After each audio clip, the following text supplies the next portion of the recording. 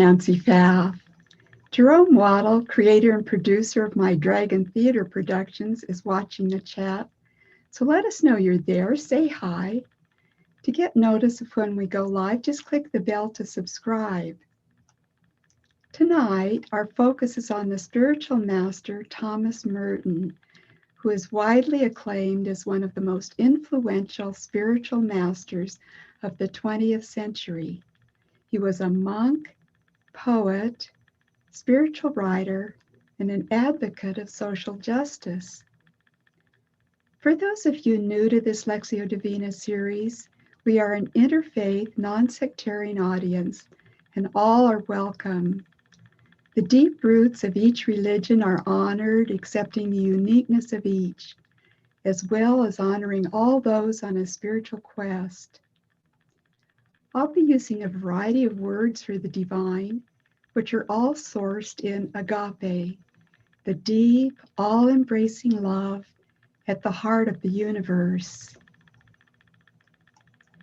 I'll share a bit about Lectio Divina, and you can find out more about my background too from the introduction to this series. Lectio Divina, or divine reading, is an ancient spiritual practice. While listening to a reading, which is what we'll be doing, you pay attention to what it has to say, and at the same time notice what is beautiful to you or important. And when you have a response like this to the reading, this is a direct experience of the divine. Go deeper with that word, phrase, or sentence. One way to do that is to dialogue with the inner voice, the center of your being. Just a spontaneous conversation about that special part of the reading. Here's an example of what someone might say in talking to presence.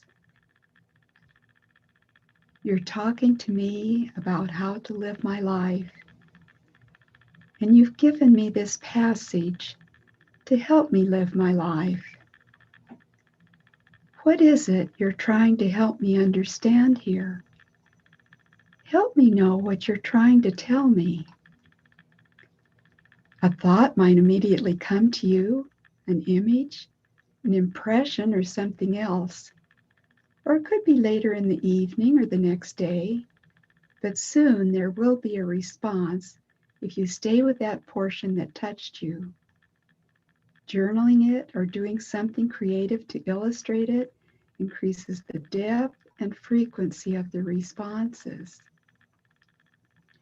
Thomas Merton was born in France in 1915 to American parents.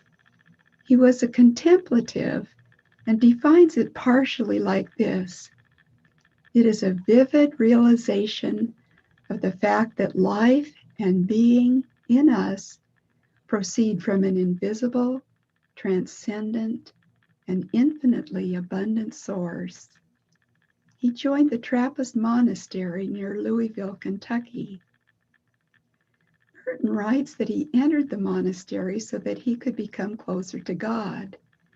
As he matured, however, he came to realize that the quest for God can happen anywhere. All of us have access to this rich interior life, this unfolding of what is truly real. All of us can be contemplatives. As a poet, he often addressed the disappearance of the false self in favor of discovering the true self in God. One of the tests of the mystical life has always been a growth in love. Even in the darkness, the mystic loves.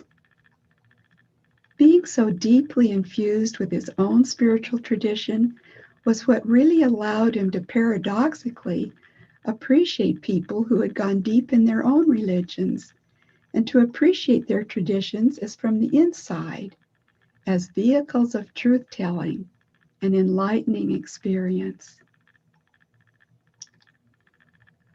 The Seven-Story Mountain is a book about his spiritual journey and is one of the most famous books ever written about a man's search for faith and peace.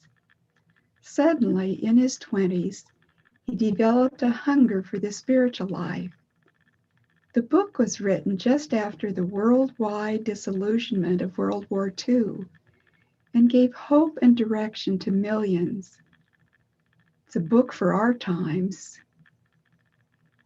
Merton's questions are some of the same questions many ask when beginning a spiritual quest. His description of and longing for communion with the divine increases that same longing in us as we read the Seven-Story Mountain. Merton was a gifted writer, and his prose is often evocative and elegant. He discovered the reality of the divine, whose discovery opened up his life to love. In the poem A Psalm, Merton writes, "The spirit sings, the bottom drops out of my soul, and from the center of my cellar, love, louder than thunder, opens a heaven of naked air." Merton also valued solitude and silence. He wrote, "For I, solitude, am your own self. I, nothingness, am your all. I, silence, am your amen." As we move now to our Lectio Divina, there will be 3 readings, each followed by a minute of silence. The third will be a special pre-recorded reading by Jerome Waddle. Let's prepare to go within. You need a quiet, safe place for our meditation. Then state an intention toward the outcome you desire, such as I open to the divine presence within. Mark this time as a sacred time by doing a simple ritual like making the sign of the cross or a nod of the head. Really, any gesture that is meaningful to you. This helps our mind and body shift awareness to our inner space. Merton would invite us to listen to the silence, surrender to the silence, and begin to hear God uttering you and all things into being. Now, let's enter that time, a time like no other time, a place like no other place. You may close or soften your eyes. Imagine or sense yourself in a pleasant, natural setting.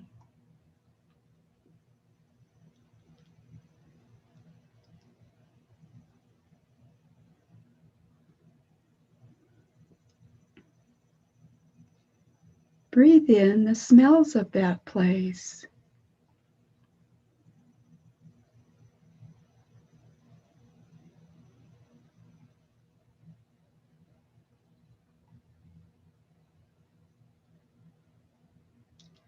Notice the variety of colors.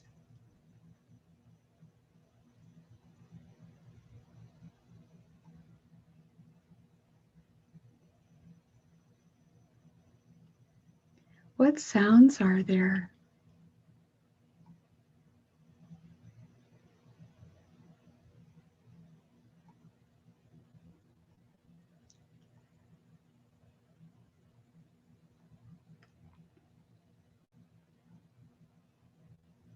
Is there anything you'd like to reach out and touch or taste?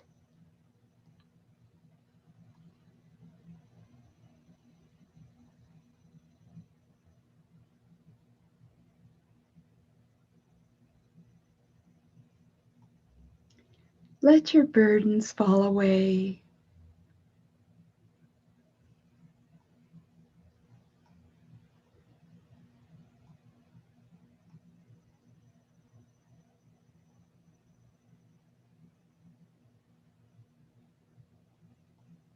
From this pleasant place, listen to the readings. The first reading.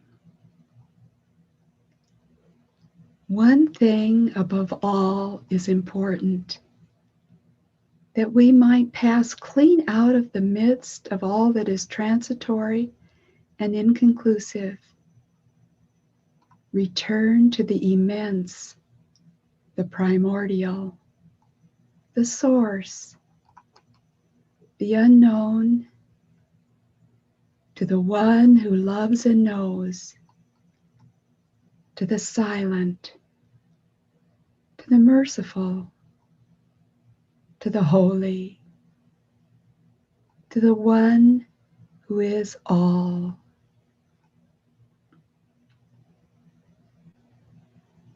One minute of silence.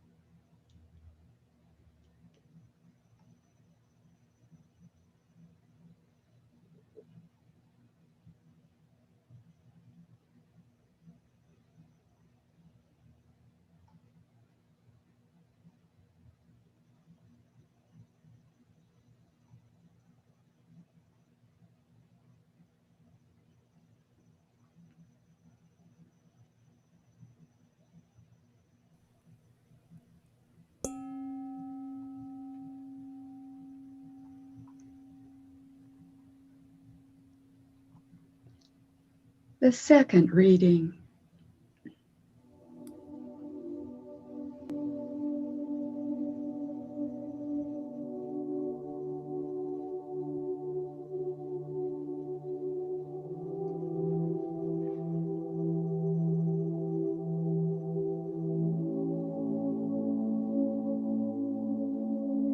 One thing above all is important,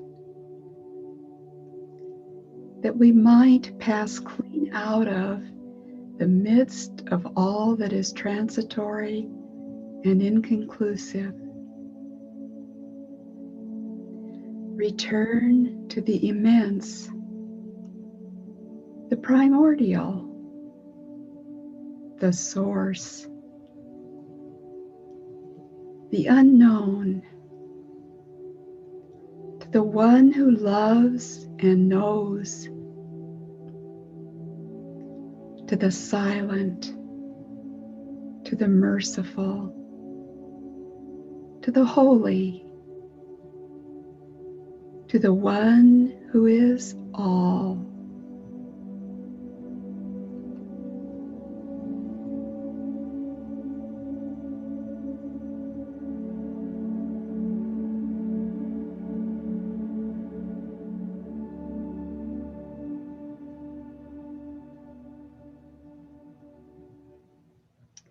One minute of silence.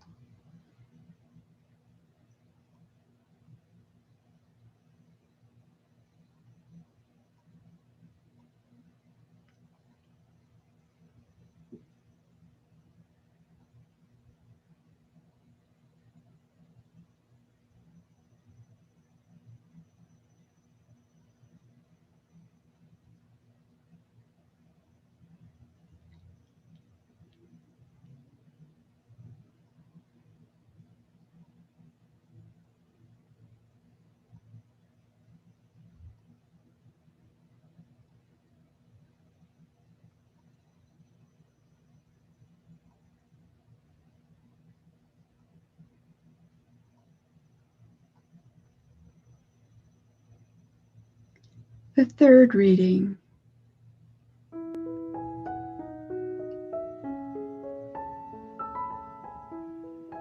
One thing above all is important, that we might pass clean out of the midst of all that is transitory and inconclusive. Return to the immense, the primordial, the source, the unknown,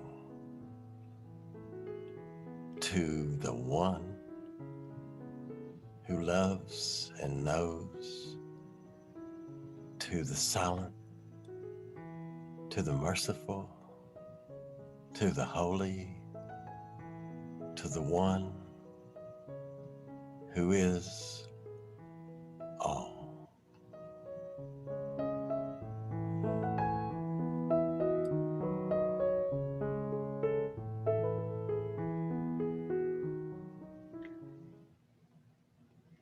One minute of silence.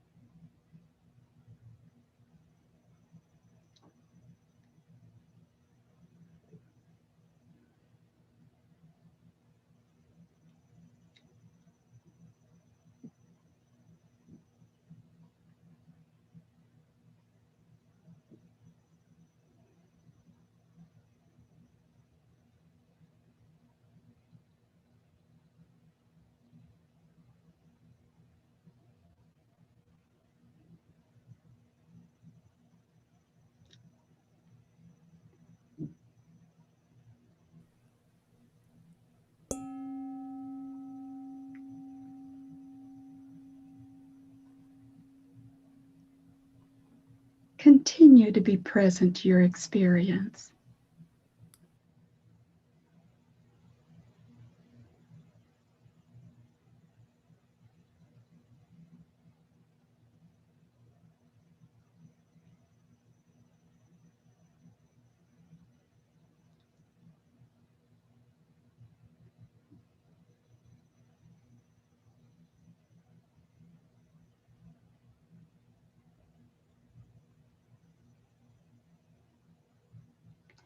As you return to ordinary consciousness, let's take a moment to breathe deeply and stretch a bit.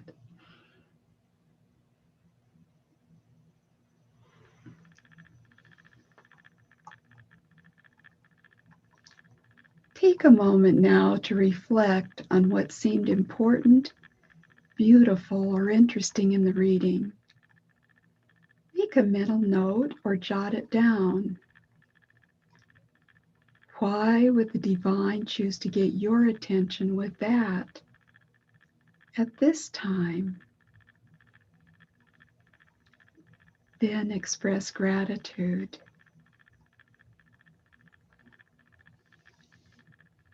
Let me tell you a story about my Lectio Divina experience. Sometimes a reading surprises us, like a meaningful song on the radio.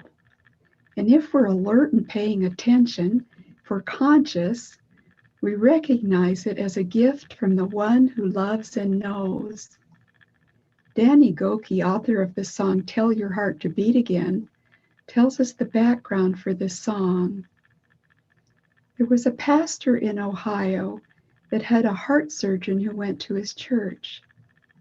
The pastor wanted to see an open heart surgery, so that was arranged. During the surgery, after the heart was repaired, they needed to start the heart again, but it wouldn't start. The heart surgeon did something out of the ordinary. He got down on his knees and said to the patient, "This is your doctor. If you can hear me," and he said her name, "your heart is completely repaired. It's fine. Now I need you to tell your heart to beat again. the heart started beating. Jerome will read the first verse, "Tell your heart to beat again."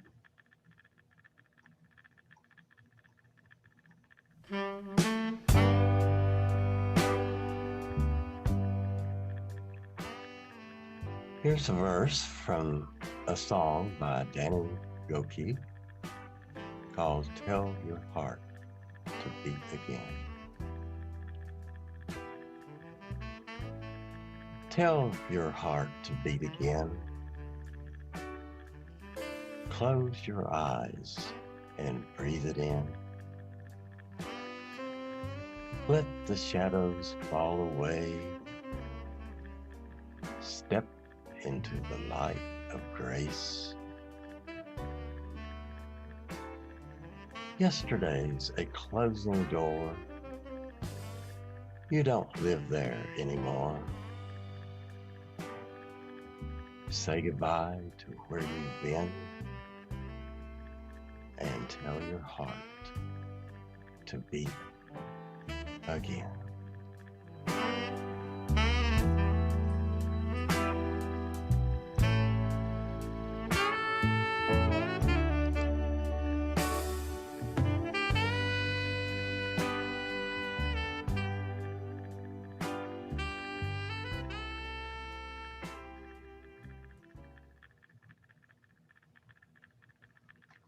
We live in an interactive world where the divine is constantly interacting with us, in us, and through us. And Lectio Divina is one way of having a conscious connection to the one who is all. When my son played that song for me, I was infused with new life from Agape. Now, before we go, I'd love you to share your experience or ask a question, or just let us know you're there. Do comment. Share what stood out to you. To enjoy Jerome Waddle's readings, just type in Jerome Waddle in the YouTube search bar. If you'd like to contact me as a spiritual guide, or to learn more about centering prayer, or to share your experience with this reading, email me at sacredquestreno@gmail.com. I've got time for you. Thank you for joining me. May the love that passes all understanding keep you in peace.